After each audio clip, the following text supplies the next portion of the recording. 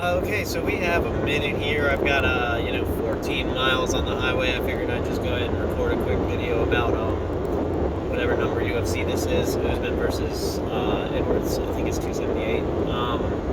So what I'm kind of thinking here, and this might be a little bit on the controversial side, I have Leon Edwards like a 51% chance to win, and then Usman with a 49% chance. So I'm just like ever so slightly picking Edwards based on some serious intangibles, which is kind of a sketchy way to go about it. So what do I mean by that? Let's just look at them like just purely without these intangibles first. Okay, so we've got a couple of guys who have had a fight before. It was when they were both pretty green. Usman was a pure grappler. Leon Edwards was a pretty much pure striker, and Usman pretty much won by wrestling. It's kind of like a very layman's way to say it. So, but there was a couple things that were telling in that. So, like, for example, sometimes when you see guys just kind of get like wrestled to death, they kind of stop trying. Edwards never really gave up. He looked frustrated at the end, but he never really gave up. And that's kind of a good sign. It probably means that, like, Usman, in his mind, he might be like, I know I can get this guy down, but it's like a huge energy expenditure. It's just a pain in the ass. So it's like maybe kind of a deterrent. At the same time, Edwards has somewhat better striking, just anyway, even with Usman's development. So you've got, what has happened since then is Leon Edwards, has massively bettered his wrestling, and we've seen him win fights with wrestling. I mean, he hasn't lost since Usman, and we also have to put this out here, Leon's never been finished. And the way that Usman was finished was from rear naked choke. Leon has won a lot of fights by rear naked choke. And he also just has like very good wrestling. He's developed his wrestling to a point where it's usable. On the other side, Usman's done kind of the opposite. He has really, really, really developed his striking with Trevor Whitman, working with Gaethje, all that stuff, and he's gotten really good jabs and straights. Now, here's the thing, though. You'll recall that Usman pretty much beat Gilbert Burns with a jab. Now, granted, Gilbert Burns, I'm not saying he's chinny, but what I am saying is he used to train with Usman before Usman had that jab, and before Usman had developed knockout power at the age of 35, which, like, I'm not a huge believer in USADA, really, but it's pretty sketchy to see a guy go from, like whatever he is, like 34 to 35 with no knockout power at all, and just all of a sudden knock out an old training partner with a jab. Now, granted, he was jabbing with his power hand, but even so, kind of weird. And then, when you add that with the whole thing that happened when he went to the Black Zillions and, went from gassing out on tough to just great cardio, but, we're just not even gonna talk about that. So, anyway, we got Usman's developed this really good kind of fundamental striking game, and we've seen it work really well against other grappler-based strikers like Burns and Covington to an extent. Although I kind of feel like Covington won that second fight on points, but either way, it was a close fight, and it's not like Covington's like a wonderfully technical striker or anything. He's just got crazy cardio and very fast-paced and in your face and just kind of non-stop. Burns is really fast, but Burns almost got Usman out of there. Burns wobbled the hell out of him with that overhand, and Rocky's fast too. So there's something to see there. Now, one of the things though that happened was Usman did knock out Masvidal, but you also have to think, that was their second fight in a row. In their first fight, Masvidal literally Usman literally wrestled Masvidal to death, and he didn't even really take him down that much. He just kind of held him against the cage. Like, it was one of the most boring fights of all time. And in that fight, Usman wasn't really able to hit Masvidal hard enough for Masvidal to think he had much power. So we've got a guy who's never been finished in strikes, Masvidal, and this dude is sitting there like I just got wrestled to death for 25 minutes straight by this guy who wasn't able to hurt me with his hands, but he won by wrestling, so he's like super concentrating on the wrestling, and Usman was able to catch him with an overhand. But I mean, so that's like a massively compromised striking defense. It's not like Usman beat Masvidal in like a kickboxing match or something. That would be much more impressive, really. And that's not to say that Usman's striking isn't great, and that it's really also it is to say that Usman's MMA striking is wonderful, because he can use that wrestling threat that he's known for to set up those strikes, and he has enough power to finish people. And the other thing about it is, when he's throwing these jabs and these crosses that are finishing guys now, he's not doing it with any type of wind up. He's not really doing much of a tell. He's just kind of from the, like you have to have a ton of power to be able to just, chamber a punch and just send it from there, and it's a lot harder to see. A lot of times the reason you're seeing Usman land those jabs so successfully, it's like it's chambered. There's no wind up. There's nothing. Like he's just bringing it straight from guard to the other guy's chin. So it's like, and when you add that, and when you add finishing power to that is a scary situation. Plus, he has really long arms. Tail to table wise, he has a little bit longer arms than Rocky, even though Rocky's taller.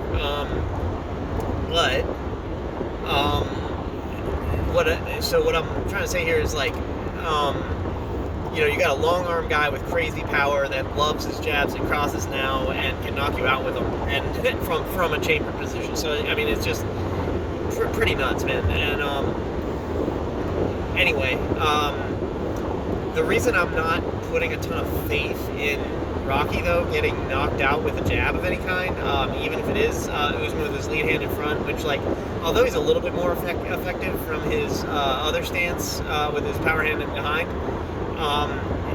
he is from a wrestling background, so it's like, he's used to being in that stance too, and he can probably have some pretty dangerous grappling from there, and especially grappling defense. But Rocky, or I should be calling him Leon Edwards, I feel like everybody knows Rocky, but this dude, he can change stances too, so he might as well just kind of keep having the opposite stance of Usman and just pretty much negate that jab by having his lead hand right in front of it at all times. So I mean, kind of takes that away, and even further, that opens up the whole power side to each guy. And Leon has great body kicks, and if there's anything we've seen land just reliably on Usman, it's been body kicks. And there was that whole thing that happened where Colby caught him to the body, and it may or may not have caught him to the cup. It's hard to say, and they stopped the fight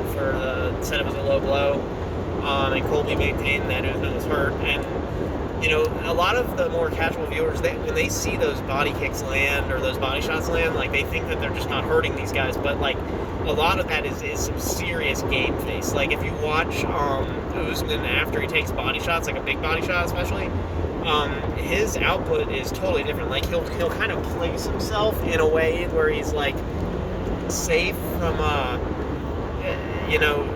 like, he looks threatening still, so it kind of like just puts him in a spot where it's hard to really go for the kill or anything. But he doesn't like body shots, like, and I mean, nobody likes body shots, but Usman really doesn't seem to like them. Like, his output really slows down, and any output that he has is kind of like a defense by offense thing, where it's like, just like he clearly gets winded, even though you just can't see it in his face because he has such a great game face, which is another intangible.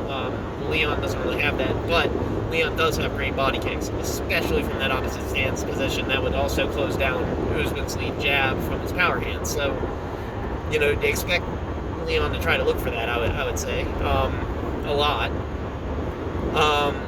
And in addition to this, so I guess that's kind of like the main things I wanted to put out there. So, you could see a scenario where Leon might try to wrestle a little bit and just to open his hands up more. You might see a situation where Kamaru tries to wrestle a little bit to open up his hands more, or vice versa in either direction. Usman might look like he's trying to strike so that he can open up his wrestling. They're both very well rounded now, just from opposite directions. Now, here's an interesting thing, though, that is the reason that I'm kind of picking Leon. So,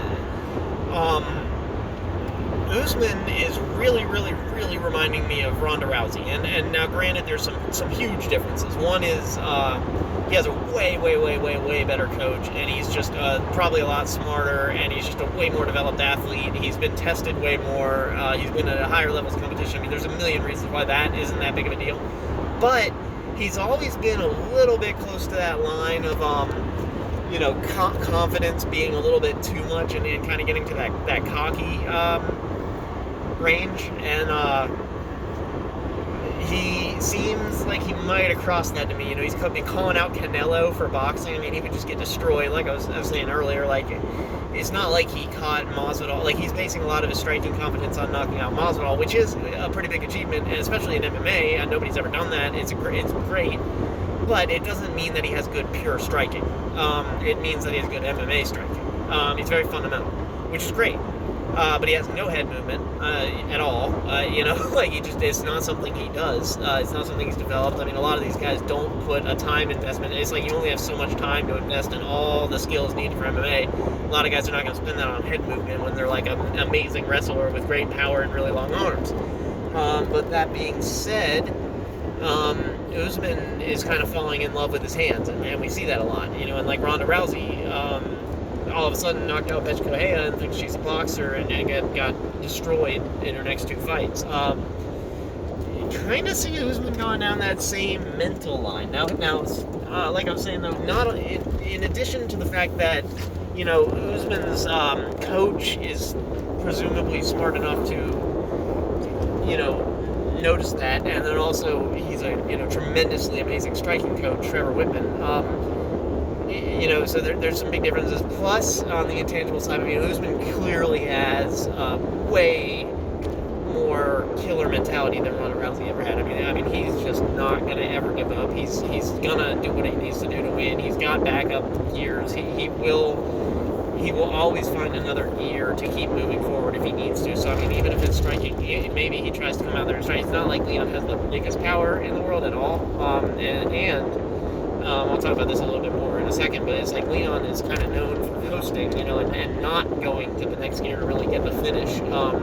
So, I mean, you could kind of make a case that worst case scenario, Usman comes out there, thinks he's a boxer, gets tuned up a little bit by Leon, who is a good striker, and that's his thing. And even though Usman's got that reach advantage, Leon's taller, and Leon does do the kind of, he'll kind of extend from his trunk, and kind of lean in and lean out, and that kind of makes his range. I would be surprised if Usman has a longer range, which is also going to be a problem for him, because a lot of times it kind of looks like, the exchanges where Colby would not get the better of him, was a lot of times just because of reach. And Colby should have taken that into account, but I mean, it still made a big difference. Like, that reach advantage was very noticeable. And then same thing with Barnes. The reason that jab is so effective is because he has so much longer reach than those guys, and that's not the case with Leon. And then the other thing is, even though the tail of tape for Usman's a little longer, he has way more broader shoulders than Leon does. So it's tough to say. Leon might actually have longer arms. He certainly has longer legs, certainly has a longer body.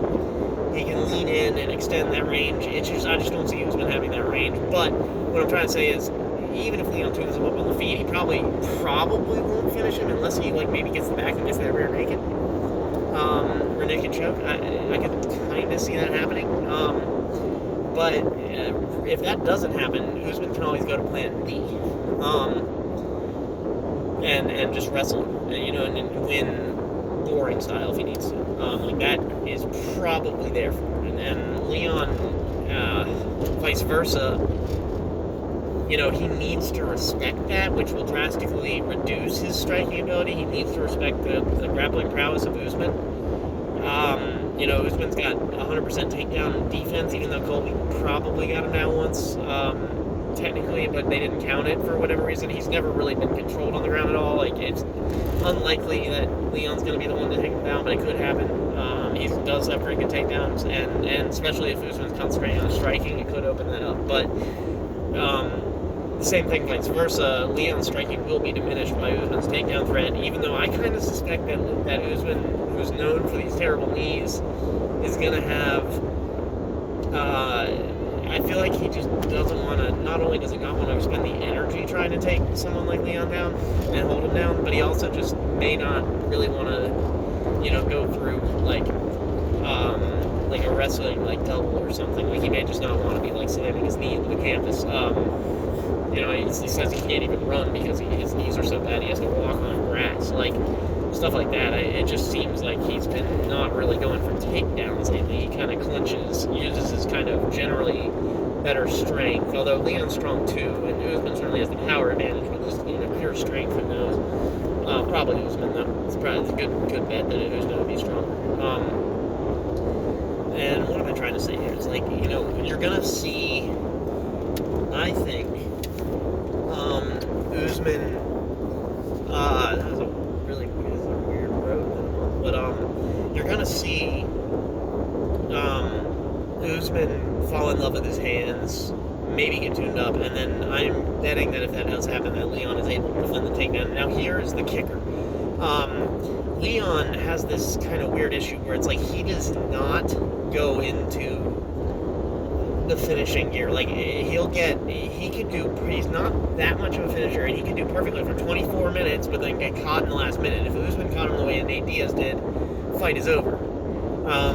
And so this, for Leon to win, is going to require him to be laser focused for 25 minutes and no coasting, which he's known for. So it's kind of hard to pick him based on him having to literally not coast. But I'm kind of doing it by the slightest 51%, just because, and I would never bet on this either. Just let me put that out there. I would not bet on this fight in either direction. But the reason I am kind of looking at Leon is, number one, he has been developing his game to fight Usman, who's been on the top for a while, not vice versa. All these guys in the top of the division are wrestle heavy, wrestlers first, strikers second, so Leon's been kind of working for all of that. He's been becoming effective against all of that, and the other factor is that Usman, I think he's crossed the line from confidence to cocky, and it could get him into trouble because he's not a striker. He's an MMA striker. He's a wrestling first striker. His wrestling opens up his defense, or it opens up his offense with his hands. Leon has way better kicks. Usman is susceptible to kicks. It's just how I see it. I'll do the rest of them later because I just got to this house where I'm getting this computer fixed. Hope you enjoyed the video.